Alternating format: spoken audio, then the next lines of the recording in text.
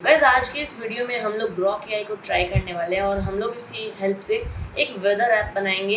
हम लोग यूज़ करेंगे रिएक्ट का और रिएक्ट के साथ साथ हम लोग यूज़ करेंगे ऑब्वियसली वेदर एपीआई का। ठीक है, तो ग्रॉक क्या है? ग्रॉक एक्स एआई की तरफ से आने वाला एक एआई है, जैसे आप लोग ट्विटर में भी ट्राई कर सकते हो। इलॉन मस्क ने इसे बनाया है और इलॉन मस्क को हर कोई जानता है।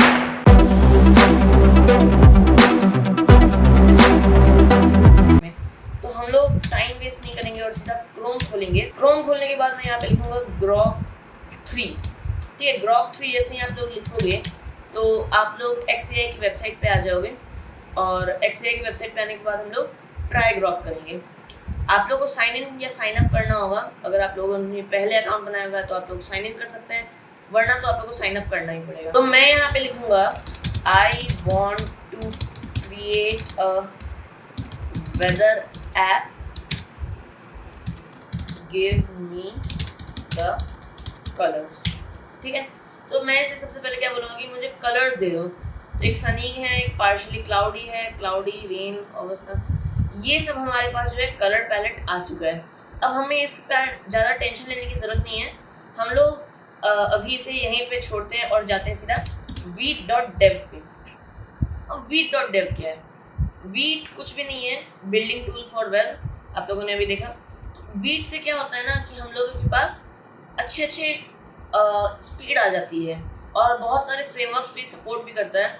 आप लोग कुछ नहीं डरिए मत, सीधा आप pnpm पे जाइए और pnpm create with इस कमांड को कॉपी कर लीजिए और इस कमांड को कॉपी करने के बाद आप लोग सीधा टर्मिनल में आइए और टर्मिनल में आने के बाद सीधा इसे पेस्ट कर दीजिए, Ctrl+V एंड एंटर। अब ये pnpm आपको फ्री में नहीं मिलने वाला है। आप लोग को राइट क्लिक करके यहाँ पे टर्मिनल एडमिन में जाना होगा और यहाँ पे आपको लिखना होगा npm install -g और pnpm। ये आपको लिखना होगा ये कमांड, तभी आपको जो है मिलने वाला है pnpm, नहीं तो आपको pnpm नहीं मिलेगा। फिलहाल हमारे पास प्रोजेक्ट का नेम आ रहा है तो मैं जल्दी से यहाँ पे स्काईमेट लिखूँगा और मैं ऑब्वियसली रिएक्ट का यूज़ करूँगा। टाइपस्क्रिप्ट इज़ ऑलवेज रिकमेंडेड क्योंकि आजकल जो भी है वो सब वही यूज़ कर रहे हैं। तो मैं pnpm इंस्टॉल लेके मैं एंटर मारता हूँ और मैं बोलूँगा गुड जॉब। कभी कभी AI की तारीफ भी कर देनी चाहिए। और फिर मैं इसे बोलूँगा create a home page .tsx या फिर create a home page for my app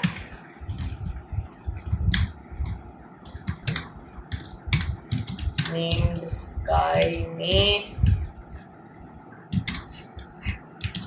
give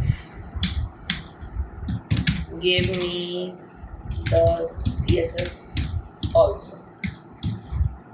तो मैंने इसे बोला गुड जॉब। अब एक होम पेज क्रिएट करो और होम पेज में बोलूँगा app.tsx जो कि हमारे पास मेन फाइल होता है।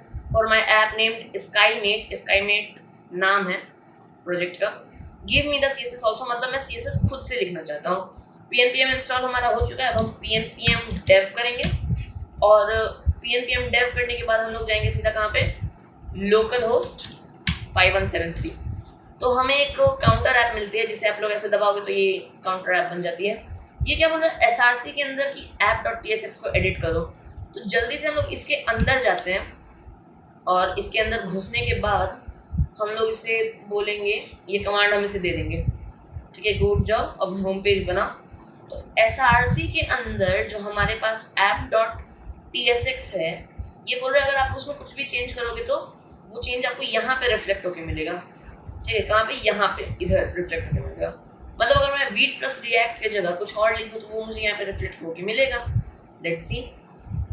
तो वीट प्लस रिएक्ट जहाँ पे लिखा है वो मैं बोलूँगा ग्रॉक प्लस रिएक्ट और मैं यहाँ पे जाऊँगा और इसे रिफ्रेश भी नहीं करना पड़ेगा और ये ग्रॉक प्लस रिएक्ट आ जाएगा। अब ये है TSX, टाइपस्क्रिप्ट एक्सटेंशन। ठीक है, तो हम यहाँ पे कुछ ऐसे काम भी कर सकते हैं। टू सेव द HMR और यहाँ पे 1+2 तो 1+ जो हमारे पास यहाँ पे 3 होता है, तो HMR के बाद 3 मिल जाएगा, ठीक है, HMR 3। लेकिन हमें ये सब नहीं चाहिए, हमें पूरी ऐप खाली चाहिए और हम इसे खाली कर देंगे, ठीक है। ग्रॉक देखते हैं हमें क्या दे रहा है, और ग्रॉक ने हमें बहुत सारी कोड दे दी है इस वक्त। ओके, तो ये हमारे पास है कोड पूरा का पूरा। यहाँ पे जाऊँगा, पेस्ट करूँगा इसे और देखते इसने किया क्या है। तो इसने किया क्या है कि API लेके आया ही नहीं है। तो मैं ऐसे बोलूँगा कि यार API भी मैं लाना चाहता हूँ। I want to use the API of weather API।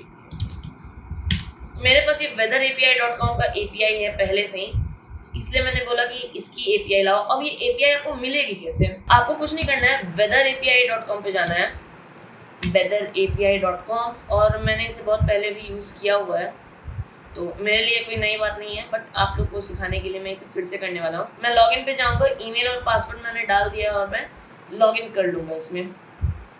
तो लॉगिन जैसे ही आप लोग हो गए, आपको एक डैशबोर्ड मिलेगा जैसा कि अभी मुझे दिख रहा है। तो ये API की अभी आपको नहीं दिख रही होगी, मैं इसे कॉपी कर लूँगा चुपचाप। तो मैंने कॉपी कर लिया है और app.tsx भी मुझे मिल चुका है, और मैं इसे कॉपी करूँगा। कॉपी करके यहाँ पे ले आया हूँ, और फिर मुझे यहाँ पे API की डालनी होगी इधर, तो मैं जल्दी से API की डाल देता हूँ। मैंने API की डाल दिया है, और अब मैं जाऊँगा app.css में और app.css को खाली करूँगा, और खाली करने के बाद मुझे जो यहाँ पे CSS मिला है वो मैं ले आऊँगा। एक्चुअली हुआ क्या ना कि इसने मार्कडाउन में मुझे दे दिया है, और मार्कडाउन में मैं चाहता था नहीं, बट फिर भी मुझे इसे लेना पड़ेगा। ये हम पूरा का पूरा कोड कॉपी करेंगे और यहाँ पे आके इसे पेस्ट करेंगे।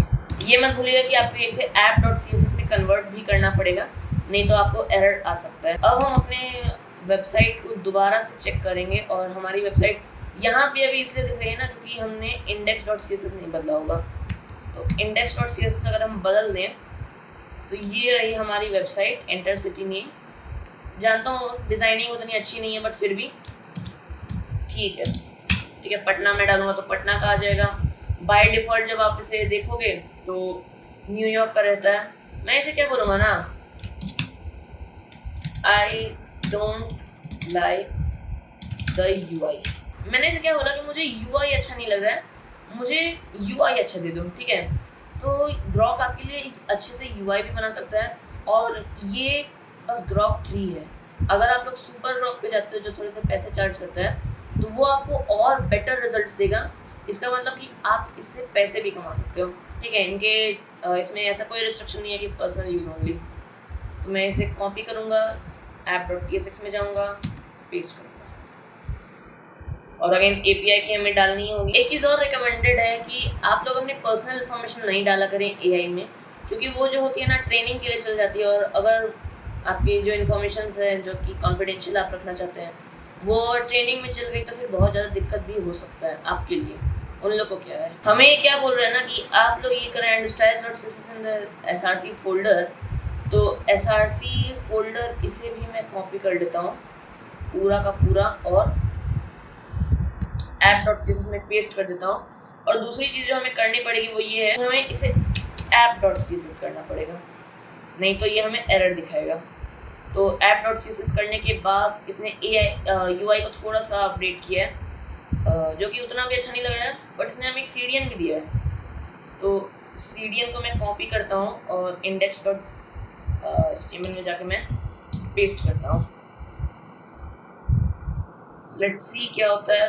ओके, इसने अब एनिमेट भी कर दिया इस चीज़ को, या जैसे आप लोग ओह वाह, और मैं तो हैरान हो गया इसका UI को देख के।